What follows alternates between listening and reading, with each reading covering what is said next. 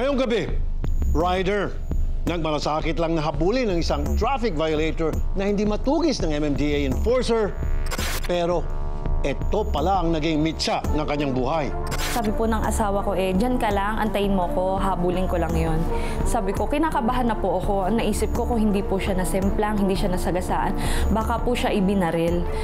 At jeepney driver viral dahil araw-araw isinasama ang isang taong gulang na anak sa pamamasada. Alamin natin ang kanyang kwento. Ako po, si Rafi Tulfo, ang kapatid mo.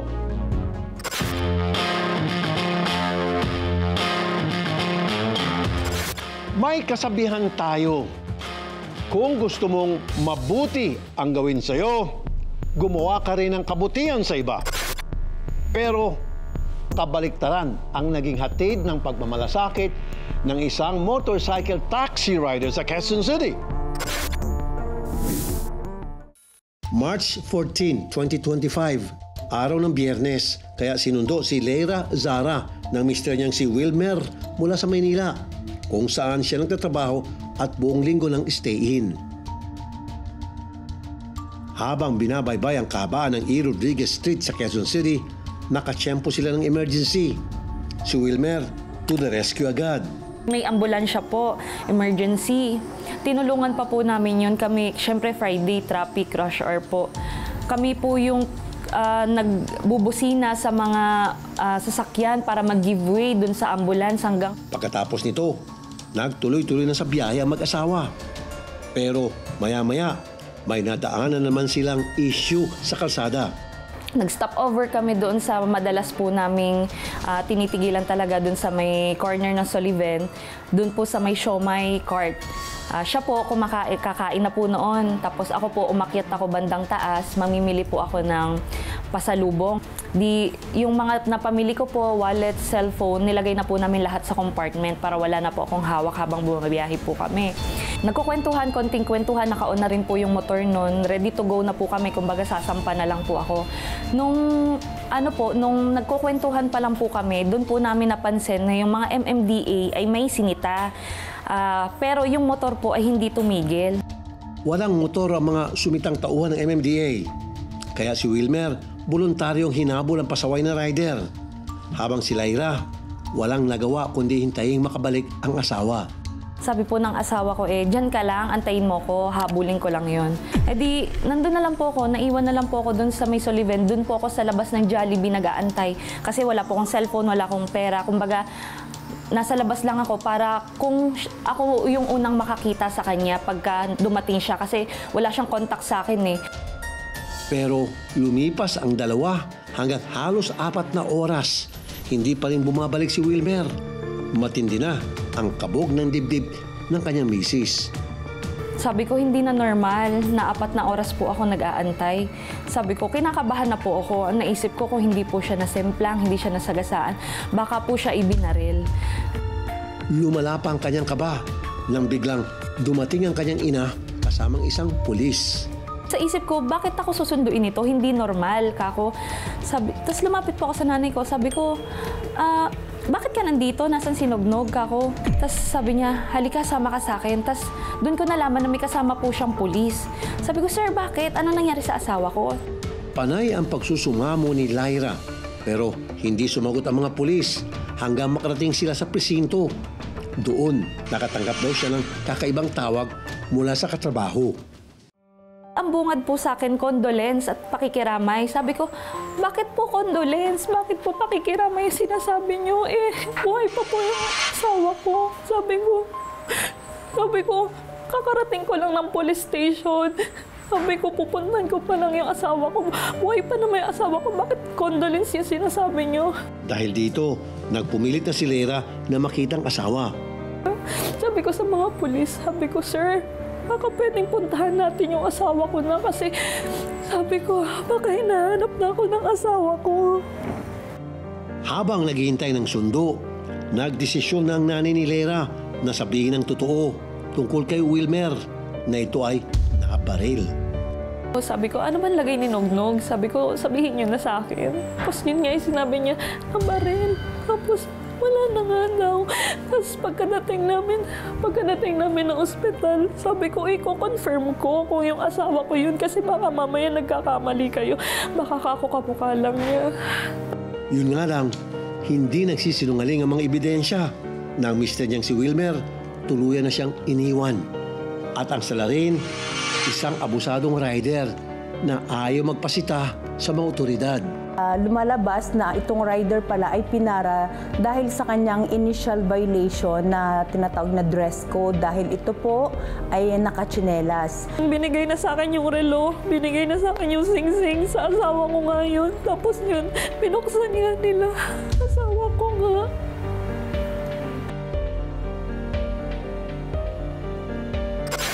Sino ang suspect na matapos barilin ang nagmamalasakit na rider, agad na kumaripas? Tatanggalan natin siya ng maskara.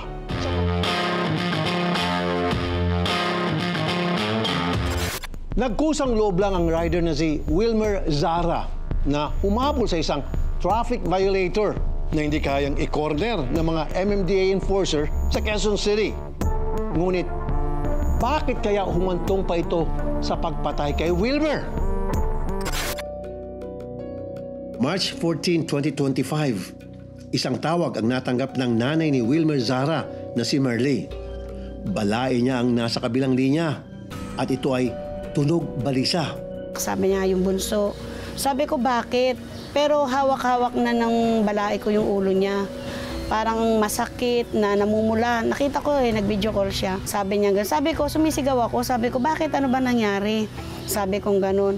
Tapos, nagmamadali na kami. Naka-prepare naman na yung bata. Dinala ko ngayon yung bata doon. Nakita ko, nakasakay kami sa tricycle kung ano-anong gumugulo sa isip ko. Sinalubong kagad ako nung biyanan niya na si Wilmer wala na. Sabi ko, anong nangyari? Ayun na, hindi ko na alam kung anong nangyari. Tapos kasama ko yung bunso niyang kapatid, nag-iiyak na, pati yung panganay. Nasaan? Sabi ng mga pulis, nasa ospital lang daw. Hindi nila sinabi na patay. Pero yung balae ko, nasabi nila na patay na nga daw si Wilmer. Sabi na aksidente. Hindi sinabi sa akin kung anong pagka-aksidente. Nagsagawa ng backtracking ang mga pulis sa mga CCTV sa lugar.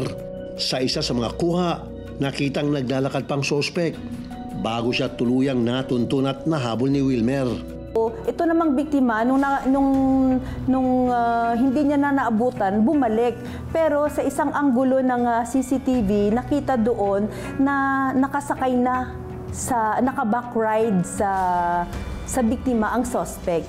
So, ibig sabihin, nagkita sila. So, nakuha niya itong suspect. And makalipas lang ilang minuto, doon naman sa isang angle ng CCTV, nakita na doon na binaril na ng suspect itong biktima sa ulo. Ang kawawang si Wilmer na nagmamalasakit lang sa mga MMDA enforcer para makorner at mapanagot ang isang traffic violator, binaril na nga, tinangkapang pagnakawan. Pagkabaril niya ay kinuha niya yung motor ng biktima at tinangka niyang itakas. Lumalabas na itong rider pala ay pinara dahil sa kanyang initial violation na tinatawag na dress code dahil ito po ay nakatsinelas. Sa resulta ng autopsy report, kita ang 2 tama ng bala sa ulo ni Wilmer na kanyang ikinasawi. Close yung pagkabaril sa ulo niya eh. Ang talagang nung investigator is murder. Kasi treacherously talagang binaril niya na nakatalikod yung biktima. Sa patuloy ng pagsisiyasat sa mga CCTV footage, nakatsyempong mga pulis ng isa kung saan kitang-kita ang muka ng suspect.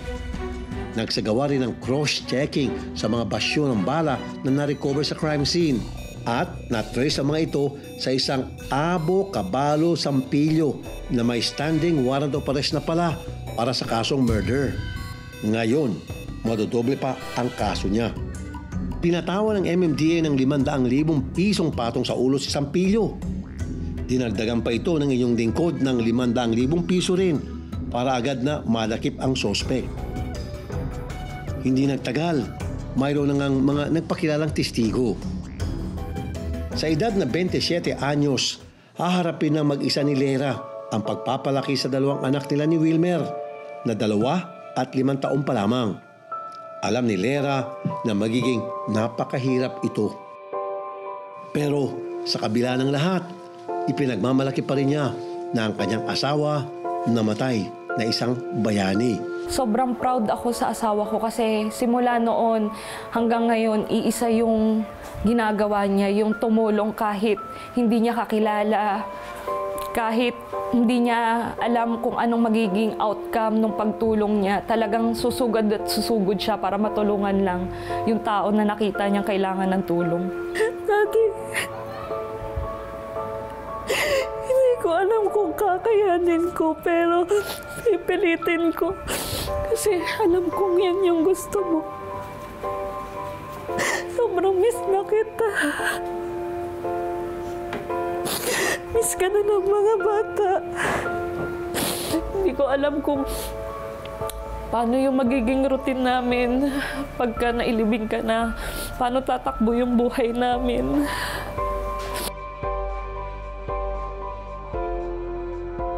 Bukod tangi ang kabayanihang ipinamalas ng biktima para tumulong sana na may sakatuparan ng batas trapiko. Pero sa kasawiang palad, buhay niya pala ang naging kapalit.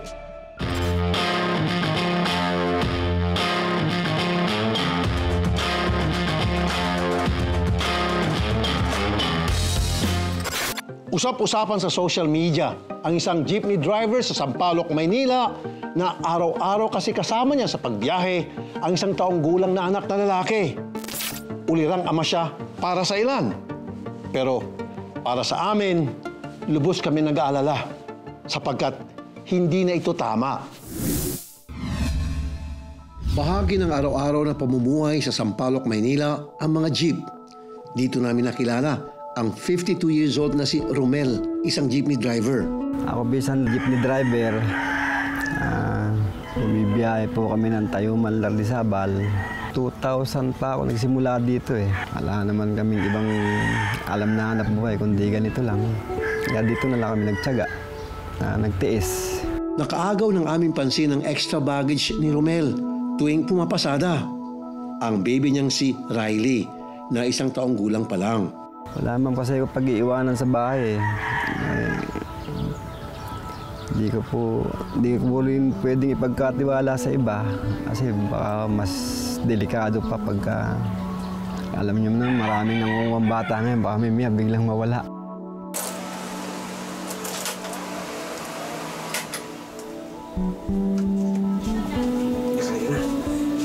Biyahe na tayo. Tanghali na.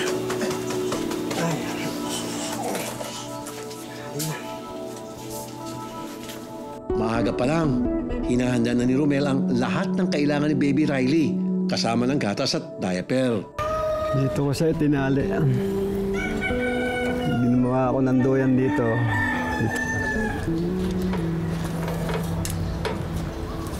Para walang kawala. Ginawa akong duyan para sa anak ko. Para safe siya, hindi siya ano. Marami naman daw natutuwang pasahero. Minsan yung mga pasahero, binibigyan siya ng pagkain. Daming natutuwa sa kanya sa mga pasahero eh. Pag may mga batang kasakay, natutuwa yung bata. May nakakalaro siya sa jeep. At tumatahimik siya. Sabi ko nga, ma'am, buti may mga pasahero na mababait na nakakaunawa sa akin sa ginagawa ko. Pero meron ding mga nababahala. Ang dami kong narinig sa kanila na, asa na yung nanay niyan? Asa na? Ganyan. Hindi lang ako kumikibo. Pero minsan may nagagalit sa akin. Siyempre, hindi ko maiwasan kasi pag sinasaway ko yung bata eh. Lumilikot siya. Kaya pagka nangihingi na lang ako ng pasensya. Pasensya na po kayo. Pag nakita yung bata, mga ganon sila. Mga na-encounter ko sa mga sasakyan, minumura ako, ganon. Pero pinagpapasensya ko lang. Pero pag nakita nila yung bata, tumatahimik na sila, dumidiretso. Buti na lang daw, nakaalalay sa kanya ang mga kapwa driver. Maayos din daw kasing makitungo sa kanila si Romel. Napakabuti po niyang kaibigan. Mula sa pulpo nung magkasama kami, hindi ho siya naging malakit sa pilahan. Sumusunod siya kung ano yung batas na pinatutupad ng samahan. Saka Wala ho siyang naging problema sa amin. Kung may tutulong lang ho ako, tutulong po ako. Kaya lang, yung kinikita ko rin, sapat lang din sa mga anak ko. Pag-uwi sa bahay, nagiging tigasin si Romel. Tigasaing, tigalinis, tigalaba, at tigagawa ng lahat ng iba pang mga gawain. Pag gumarahin na kami dito, pag umuwi ako sa bahay, dala-dala ko na yung gatas, bibili ng 1 kilong bigas sa ulam. Kada garahe ko, ganun ang ginagawa ko. Diaper, para hindi siya maubusan ng gatas. Tuwing Webes ako naglalaba, tingkoding. At maglilinis ng bahay, ganun. Sa lahat ng ito, saksi ang mga kapitbahay. Mabait na ama po siya.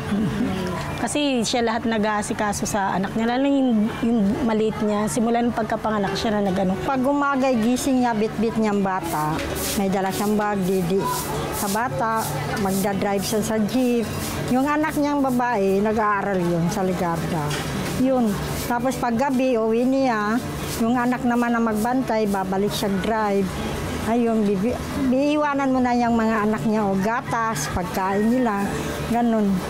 Yun lang yan, nakakaawa nga yan siya. Hindi raw bago kay Romel ang ganitong setup. Maging ang panganay niyang si Camille na ngayon 11 years old na. Ilang buwan din niyang isinama noon sa pamamasada. Hindi naman po kasi iba sa kanya kasi si Camille nung maliit, ganun din ang ginawa ko sa kanya. Yung 2 anak ko, dalas niya lahat sa biyahe, puro ganun ang ginawa ko.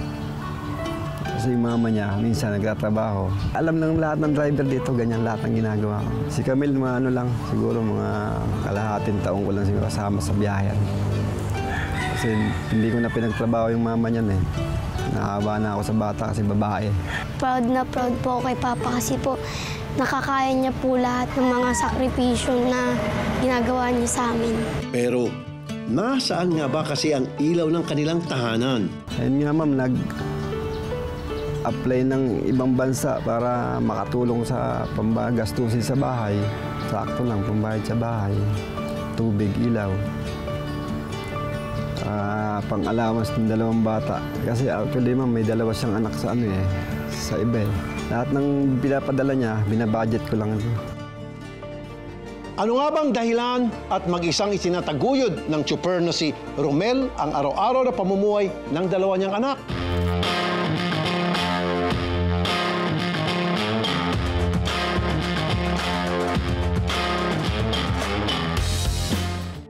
Dahil nasa abroad ang asawa, 2 ang ginagampanang papel ng jeepney driver na si Romel. Para sa mga anak, tatay na siya, nanay pa. Yun nga lang, aminado siyang mahirap at delikado rin ito. Dito sa Sampaloc, Maynila, aming nakilalang jeepney driver na si Romel. Sa araw-araw na pagpapasada, kasama-sama niya ang 1.5 years old na bunsong anak na si Riley. Aminado si Romel, hindi ito madali. Dati hindi naman siya ganong malikot sa duyan eh. Itong tumatagal, nagiging malikot na. Dahil gawa nga ng ang dami niyang nakikita sa daan, kaya malikot na siya ngayon sa duyan. Nahihirapan nga rin ako minsan kasi minsan yung bata, apakahirap sawayin ngayon. Minsan umakit doon sa kesa, may nagduduyan, nasa duyan eh. Nahihirap ako sawayin, ano ko na natansya ko yung balansi ko sa kalsada, baka mamaya biglang humawak sa manibela, kasagi ako ng sasakyan. Yun ang iniiwasan ko, ma'am eh. Kaya minsan, ma'am, pag bumibiyahe ko, ang ginagawa ko para hindi siya makulit, binibilihan ko siya ng mga chicherya, o kaya tinapay, ganun. Tahimik lang siya minsan pag may kinakain siya. Naaawa rin daw siya sa kanyang bunso dahil tila na obliga itong sumama sa kanya sa pamamasada. Nararamdaman ko rin kasi yung bata napapagod din eh, sa biyahe. Minsan nararamdaman mo ayaw na sumama sa biyahe. Nakikita niyo yung mga bata na masasaya sa labas. Gusto niya rin yung maglaro. Pero wala akong magagawa eh kasi diyan lang kami kumukuha ng ano namin. Sabi ko nga sa anak ko eh, pagpasensya muna, ito lang buhay natin. Yan lang kaya ko ibigay. Pero lahat ng sakripisyo tinitiis ni Romel dahil ang kanyang misis na si Melanie kailangang magtrabaho sa abroad. Nandito ako ngayon sa bansa ng Kingdom of Saudi Arabia. Nagtatrabaho ako bilang kasambahay dito, DH Mababa lang din kasi ang sweldo dyan kumpara dito. Mababa din naman ang sweldo ko dito. Kaya lang, kumpara naman, ikukumpara yung sweldo ko sa sweldo dyan sa Pilipinas, hindi kayang i-afford yung mga bayarin. Nung una, nagdadalawang isip din si Romel dahil maliliit pa ang mga bata. Pero kulang na kulang daw kasi ang kanyang kita sa pamamasada. Personal na desisyon din daw ni na Romel at Melanie na huwag kumuha ng ibang mag-aalaga sa mga bata. Ayaw din ng asawa ko na paalagaan sa iba eh. Kasi sabi niya, baka daw lumayo ang loob ng bata sa amin kapag pinaalagaan ko sa iba. Kaya ako na lang ang nagtiis na mag-isama-sama sa biyahe. Ang panganay namang anak na si Camille, bagamat ramdam ang hirap ng kanilang pamumuhay, nagpapasalamat sa sakripisyo ng kanyang mga magulang, lalo na ng kanyang ama. Pa, thank you sa mga ginawa mo sa amin ni Riley. Kahit alam ko nahihirapan ka na. Di ko masabi sa'yo to, pero mahal na mahal kita pa. Thank you sa mga sakripisyo mo na ginawa sa amin dalawa ni Riley. Sa kabila ng lahat, batid nating baka naapektuhan ang kalusugan ni Baby Riley dahil sa araw-araw na pagsama sa kanyang ama sa jeep. Kaya naman, minabuti na rin nating ipa-check up ang kanyang bunso sa doktor. Na-admit siya doon for 1 month dahil may pneumonia. At nasabihan yung father o yung mga magulang na lumalaki yung puso niya. Based po sa examination namin, una pinakinggan namin yung puso niya. Wala po kaming narinig na abnormal na heart sounds. Tapos tinudi echo namin siya. No? Ito ay ultrasound sa puso. At ang magandang balita, wala kami nakitang problema sa puso niya. No? Normal yung heart size, walang enlargement. At higit sa lahat, wala kami nakitang congenital or structural heart defect. Pag ikaw'y sumakay ng jeep, expose ka sa pollution, na-expose ka rin sa mga pasahero. Pwede siyang mahawa ng sakit kung meron dong may ubot-sipon.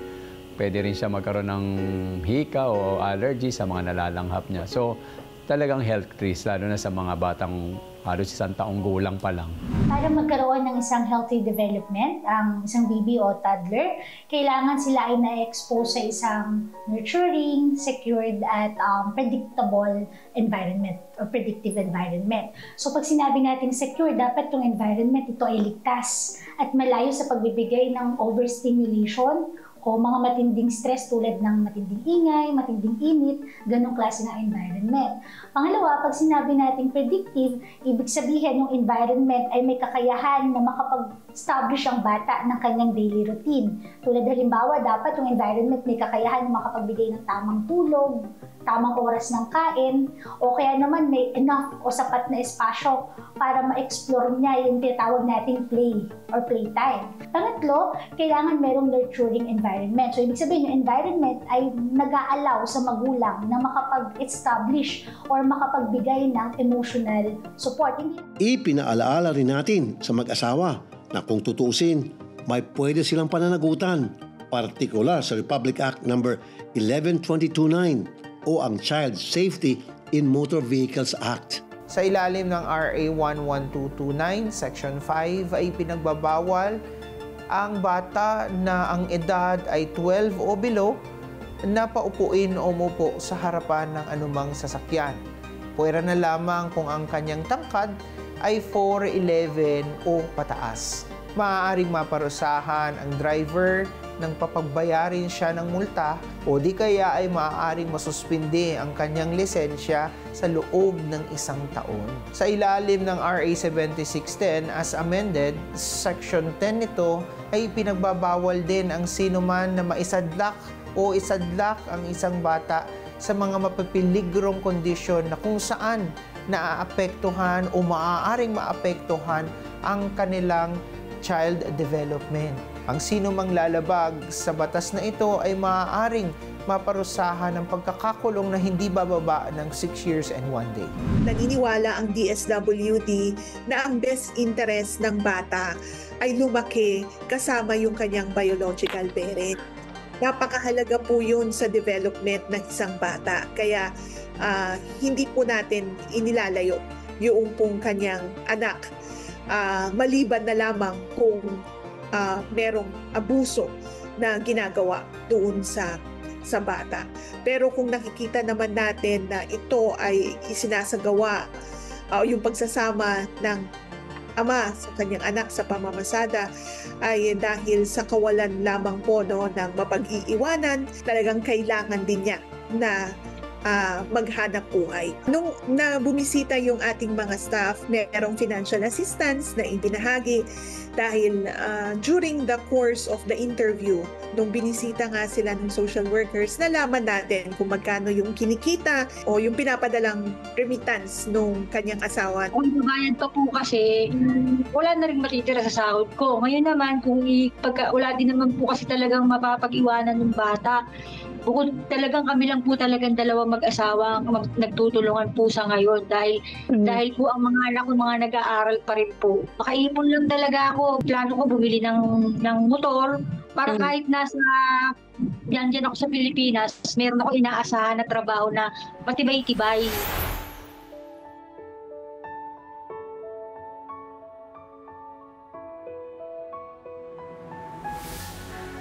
Sir Rafi, maraming salamat po sa binigay niyo sa aming tulong. Maraming salamat po. Thank you po, Sir Rafi, sa binigay niyo. Malaking tulong na po yan sa amin. Kahit pa paano, hindi na po kami bibili sa labas. Kasabay ng ating pagtulong sa mag-anak, ang kanilang pagtitiyak na mas mahalaga ang mabuti ang mga bata. Sa pagiging magulang, hindi nangangahulugan ng pisikal ng pangangailangan lamang ng bata ang inyong pupunan. Sa mura nilang edad at mahinang pangangatawan, kayo po dapat ang maging sandigan, ilaw at gabay ng mga anak na inyong dinala sa mundong ito. Sana sa mga nanay at tatay, isaalang-alang po ninyo sa lahat ng desisyong gagawin ninyo kung saan pwedeng maapektuhan ang mga bata. Hanggang sa susunod na linggo, ako po si Rafi Tulfo, ang kapatid mo.